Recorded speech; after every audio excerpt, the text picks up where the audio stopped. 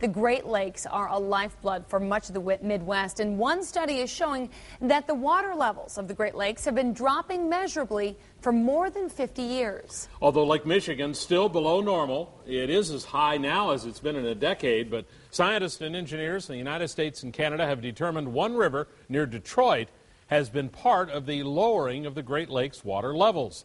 Fox 11's Becky DeVries tonight takes a look at some of the findings of that study, its impact on the government, and where things go from here.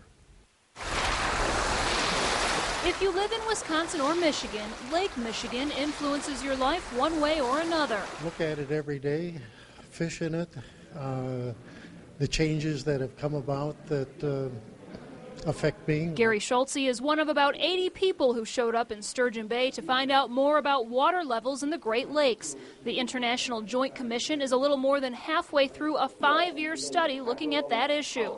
The findings show the St. Clair River in lower Michigan has played a role. The study did find that there were certain changes that happened in the river that increased the flows and lowered Lakes Michigan and Huron a bit. The study found that water levels in Lakes Michigan, Huron, and Erie have dropped a total of 9 inches since the 1960s.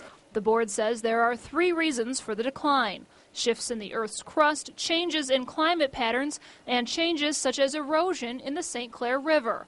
However, the board also says it is not going to recommend any changes to the St. Clair River. According to the study board, the erosion since 1962 has had a fairly small effect on water levels, and anything that you would do to regulate the flows out of Lake Huron could also have negative impacts during a high water cycle. The study says going forward it will look at the effects of long-term climate change as well as Lake Superior regulation. The whole key is what can we do to make sure that we're not losing water. Once all public comments have been collected, the Commission will consider the input and report with recommendations to the governments of both the United States and Canada.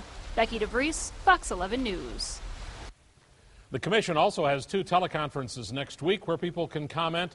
The first phase of the project was looking at the St. Clair River. The second phase will focus on Lake Superior. The project's scheduled to be wrapped up in 2 years.